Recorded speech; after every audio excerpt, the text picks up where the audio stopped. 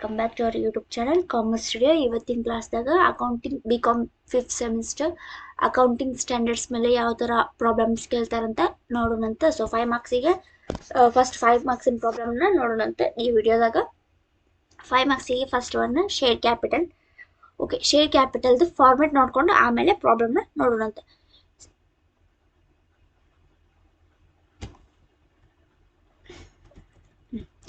ಇದ್ರ ಫಾರ್ಮೆಟ್ ಏನೈತಲ್ಲ simple.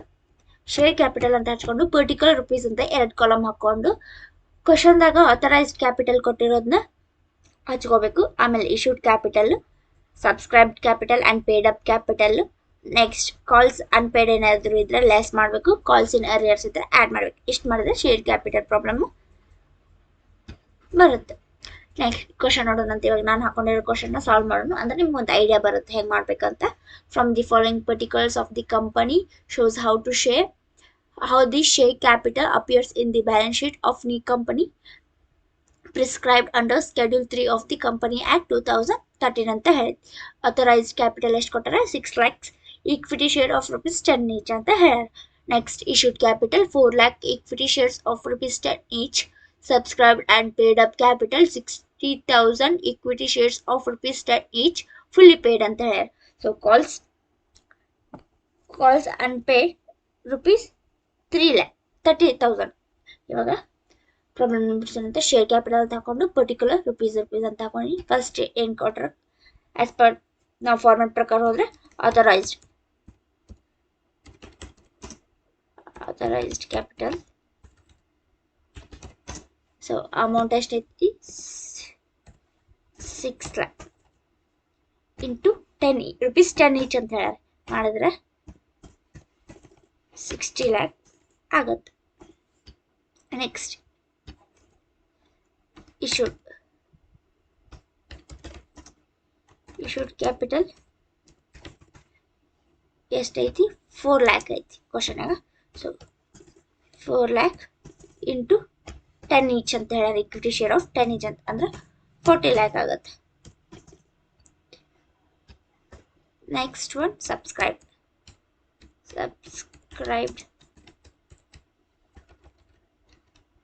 and paid up capital 60,000 into 10 each, fully paid. 60,000 6 lakh ಆಗುತ್ತೆ.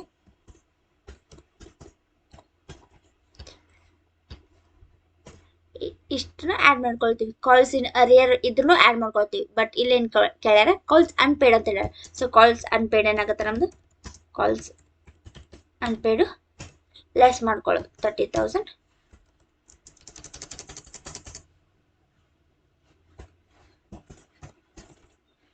Less ಮಾಡ್ಕೊಂಡ್ರೆ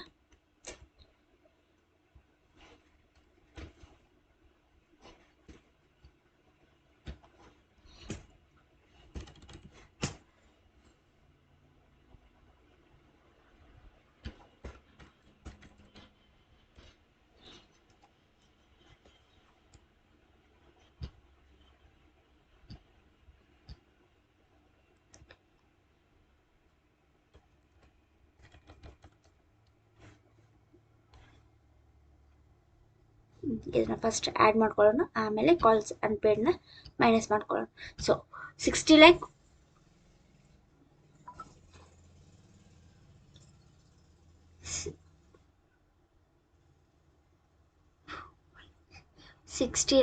ಪ್ಲಸ್ 40 lakhs 1 crore ಆಗುತ್ತೆ. ಪ್ಲಸ್ ಈ 6 lakhs.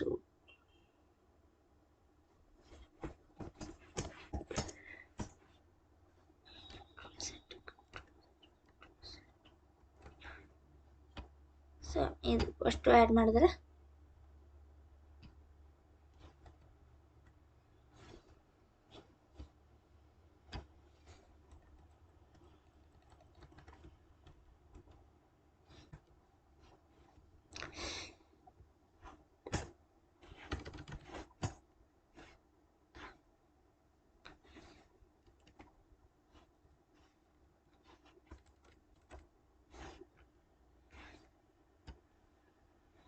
ಇರಲಿ ಬಿಡ್ರಿ, ಆಮೇಲೆ ನೋಡ್ಕೊಳ್ಳೋಣ ಇದನ್ನು. ಇವಾಗ ಲೆಸ್ ಇದನ್ನ ಲೆಸ್ ಮಾಡಿದ್ರೆ 60 lakh 40 lakh ಮತ್ತೆ 6 lakh ಆ್ಯಡ್ ಮಾಡಿದ್ರೆ 1,66 lakh ಆಗುತ್ತೆ. ಇದಕ್ಕೆ ಮೈನಸ್ 30,000 ಮಾಡಿದ್ರೆ ಆನ್ಸರ್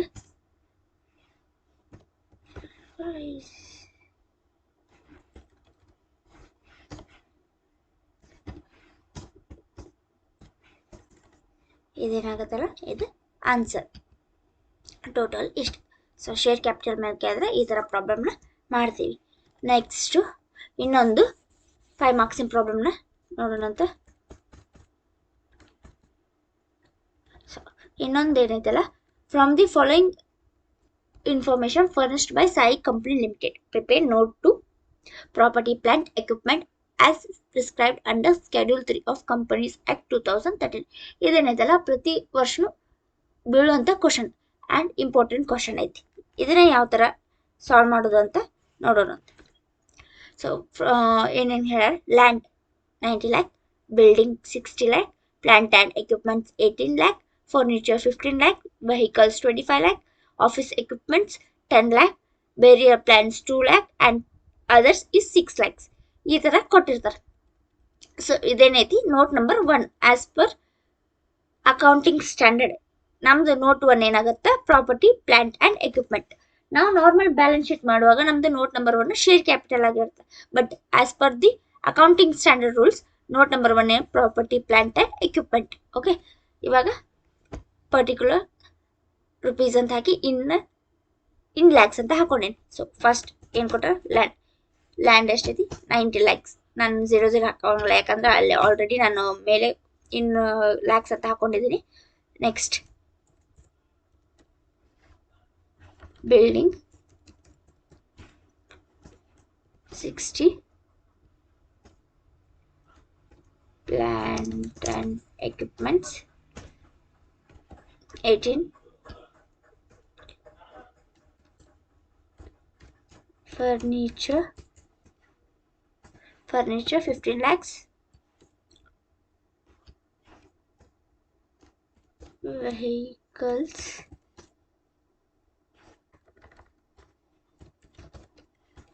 vehicles ಎಷ್ಟು ಕೊಟ್ಟಾರ 25 lakh,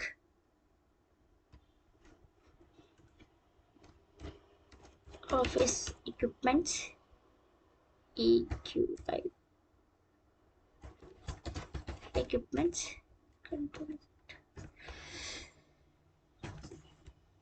10 lakhs, burial plant 2 lakhs.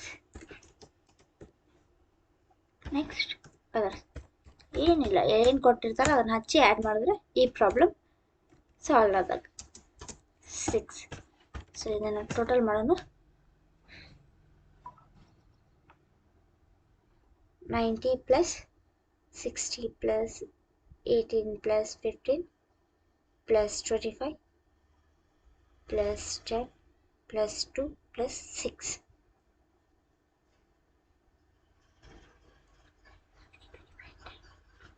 Total 2 to 6. ಇಷ್ಟು ಮಾಡಿದ್ರೆ plant and property note number 1 solve. Thank you.